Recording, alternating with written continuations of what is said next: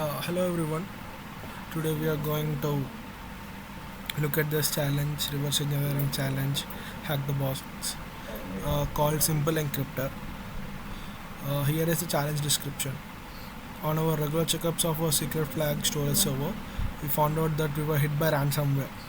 The original flag data is nowhere to be found, but luckily we not only have the encrypted file but also the encryption program itself. So what they are saying, on the server they were hit by ransomware, so they lost the secret flags which they were storing in plain text, but luckily they have the encrypted files and the program which encrypted those flags itself. So I have downloaded those uh, files, and here you can see we got uh,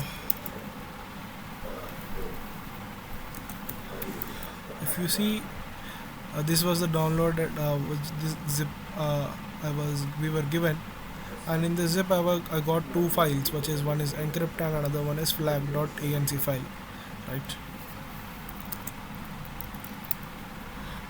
Yeah, encrypt and flag.enc. If you look at these files, file encrypt, it's a 64-bit alpha executable, right?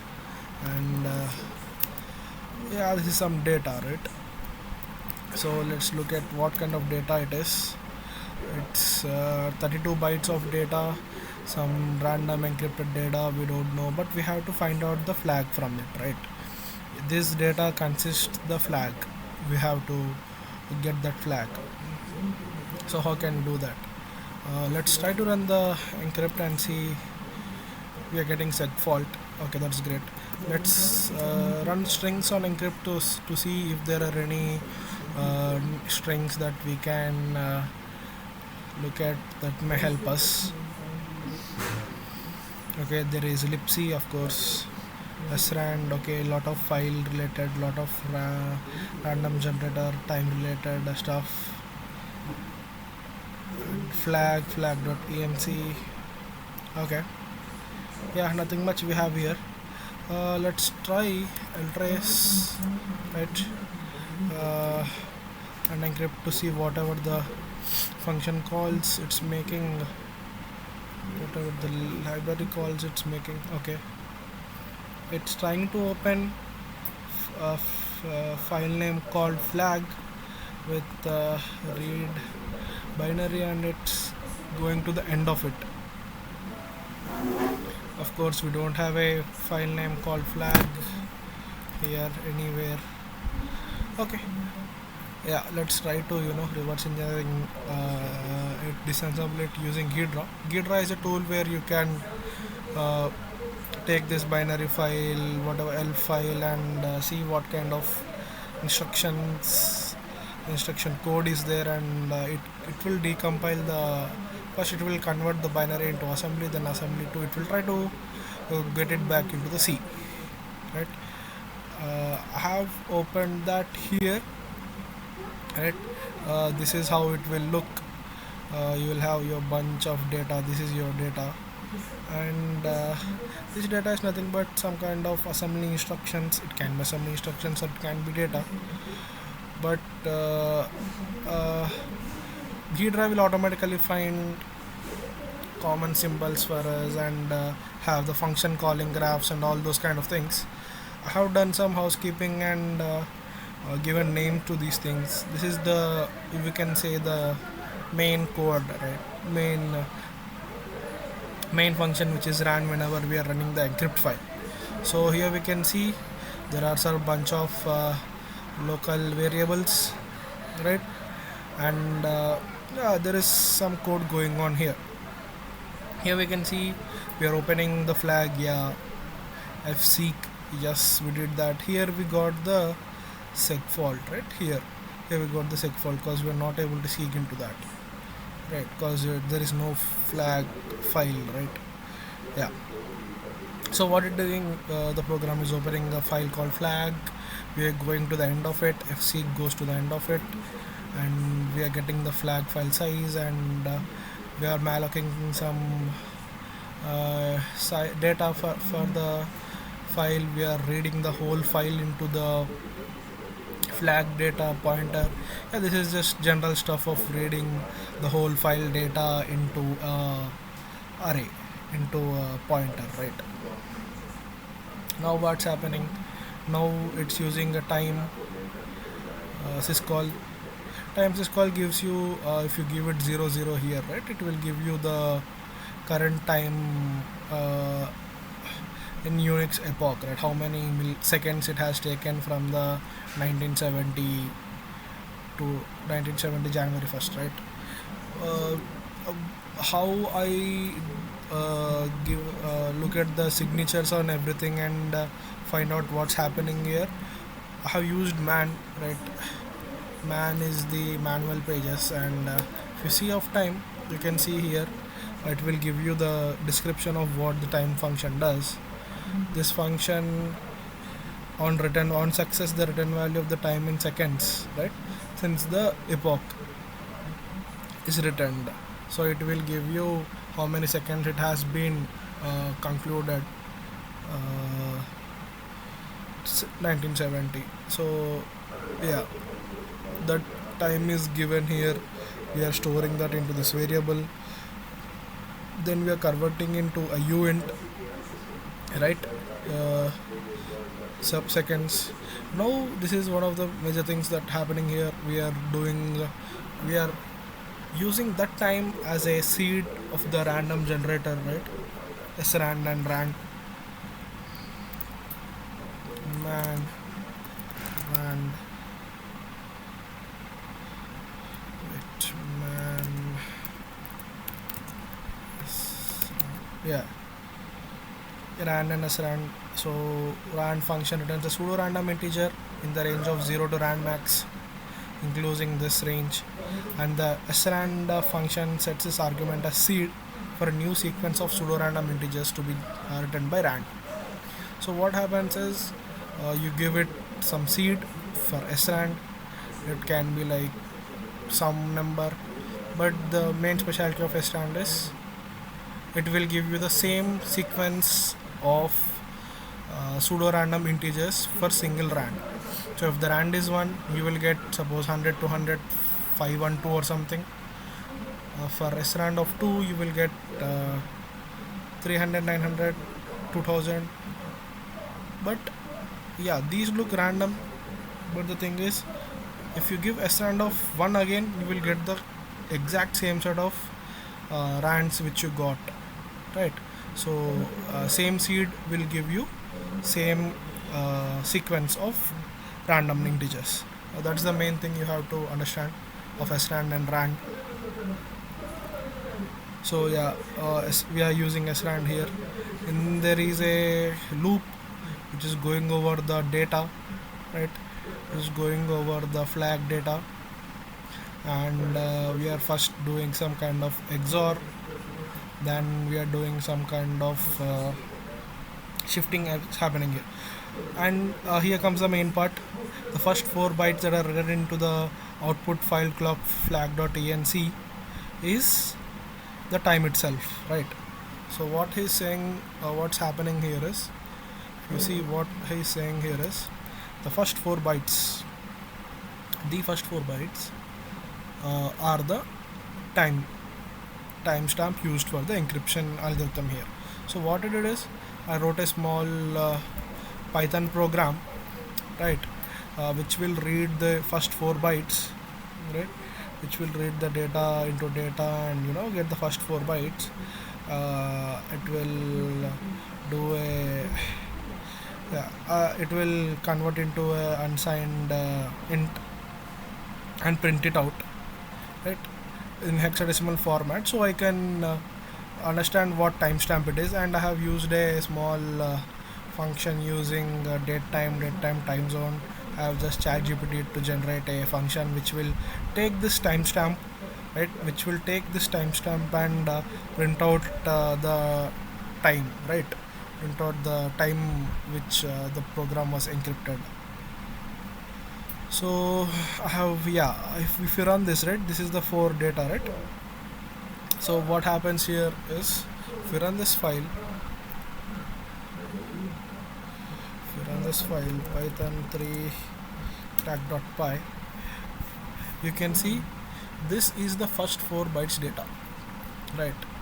And the scale is in seconds. So, and if you change the format, it looks like this. So the first 4 bytes is saying the the file was encrypted at 2022 6th 21st at this time. So now we have the time, and we have the seed for random. That's the important thing here. Now we have the seed for random. So now what we can do, I can feed back the seed, right? I can feed back the seed and get the rand1 and rand2 integers back, right? So what I have done here is I have wrote another program called test C. I have copied this whatever timestamp I got from the first 4 bytes of the data, right? Because the first 4 bytes of the data which is stored in the encrypted file is the time itself, right? And I have used as seed, and I have given it to sran, right? I have given it to sran, and I have just calling those ran 2 times, right? Because my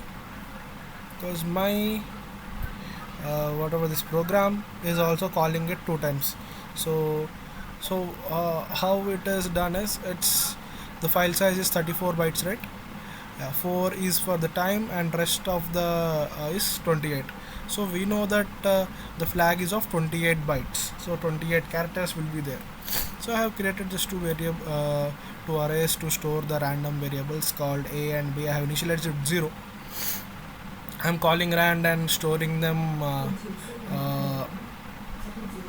in sequence. So a contains all the first rand calls, and b contains all the second rand calls. And you have seen I have ended it with 7, because here the second rand is ended here with 7. Yeah, now after that I am printing those two arrays, right? I'm printing those two in array format. So in the console I will get what are all the random number values that have been used to encrypt this file, right? So if I run this file, it is test, right? Yeah, these are all the random files, the random numbers which have been used to encrypt the file, right? Which file, flag.enc file. So now what do we have at this point of stage? We have the random values, right? And that's what, right? We need to somehow get the original value by using this random value, right? That's the most important point here. If you see here, there is one thing, we are XORing rand by rand, right? We are XORing the data itself with a value. So right, XORing twice gives you the same value. We have the property of XORing twice giving the same value. So what we can do, yeah, and even if you see here, this is one of the second major part. Here is a little bit tricky. We're getting another random value, and you are just ANDing it with 7. ANDing it 7 means, like you are ANDing it with 111, right? You are flooring it to 0 to 7, right? Suppose, so this is the, I think this is the most important part. So suppose 0b, 11 11 1. Yeah, this is ff, right? If you are ANDing it with 7, what will be the value? Yeah, 0b 7 means 111, right? 7. So what is happening here if you look at here? So whatever these values will be, only these values will be considered, and all these values will be made to 0. That's what happens, right, when you're ANDing. So basically what it's happening here is, you are the random value will be of 32 bits. So like there will be like randomly like 111000111 something something, and at the end you will have some three digits, right? So basically what you'll do is, you are basically making everything 0, and whatever the last 3 digits are there, you're getting those digits. So what you're basically doing is, you are taking the subset of 32 bits, right? 32 bits, which ranges a really big number from 0 to it's 2 to the power of 32, right? You are mapping it to 0 to just 7, right? That's how you're doing it. So what's happening here now? I was confused at this point, like what's happening here. You're doing shift left and you're doing shift right. I was writing down everything uh, and trying to figure out how it works. I knew I knew at this point this is reversible, because if I have this value, and if I have this value, and I already have this value, so if I XOR it again, I'll get back the back value. I know that, but I wasn't able to understand what's happening here, like shifting it. And one more important thing is, you are subtracting 8 on the left shift, right shift, sorry. You are subtracting 8 on the right shift, and you're not subtracting it directly using the value. So if you look into this thing, I wasn't able to find out what this is. I was trying to do a lot of Python expressions and trying to find out what's happening here. But then I saw here, I went to back to assembly, and I saw this instruction is nothing but ROL, right? There is only, if you think there is left and right, left shift and right shift, you should find two things, right? Shift left and shift right instructions, but there is only one instruction called ROL, rotate. So yeah, so what I did then, I went to like Google or ChatGPT and find out what is ROL instruction. So I found out that ROL instruction,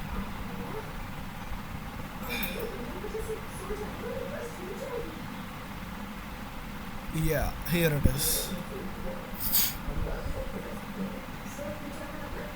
So yeah, ROL, rotate left. Okay, so rotate left is the instruction which is run on the CPU directly, but in C we don't have directly rotate L. So this is one of the ways to, this is normally a rotate L uh, expression, but it is written into shift left and shift rights. And there is one of major feature of rotate L. So what rotate L does is, yeah, I here make sure that is this rotate L, yeah, it said yes. So then I found out properties of the uh, rotate L. So rotate L properties are really good, or like really important. Bit preserving is one of the biggest features of rotate L, rotate left or rotate right rotation. So what happens here is, it will overflow the values and it will store. Normally if you're shifting left, suppose you're shifting the values to the left, the right side will be zeros, right? It won't be, or sign expanded. But here what happens is, you're rotating the values, so you're not losing the value of the your value, you're not losing the any bits, you're not losing the information in this operation. So what happens here, it said like, okay, reversibility is one of the major important too. So rotate left, if you rotate it right again, you will get your original value back. Then I got to know, yeah, so if I rotate it right again, I will get my original value. So now I have all the missing pieces that I needed to do this.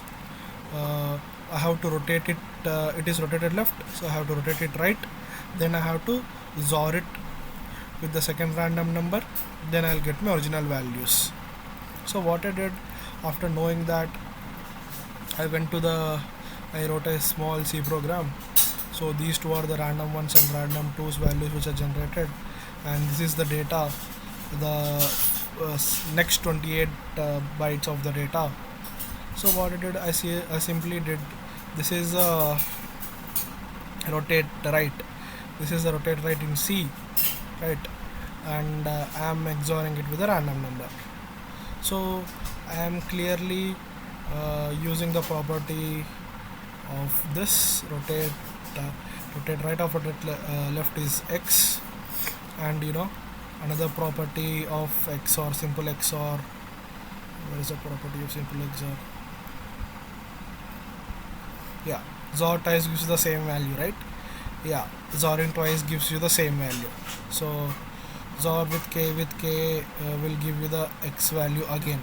So I have used these two values, two features of XOR and rotates, to get the final answer.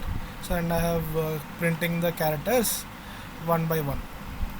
So if I run this, right, I have compiled this. So if I run this main, this is the flag. Basically what we have done is we have reverse engineered how this algorithm works, and we found out it features that it's rotate left, and we have to do rotate right to get back, and we have to XOR again once again to get the original value. So we have basically went from here and we got to the flag.rb. So that's how I did this. There are many other ways I think we can do it. I think maybe there may be simpler ways to do it, but yeah, I think things that were really important here was understanding this is a rotate operation. Normally you wouldn't know, but looking at assembly gave me the idea that yeah, this is a rotate operation. So don't get stuck with only the decompiled C version, but try to look at assembly disassembler too, and decompile only look at disassembler also and find out what's happening here. Yeah, that's how I did it. Thank you.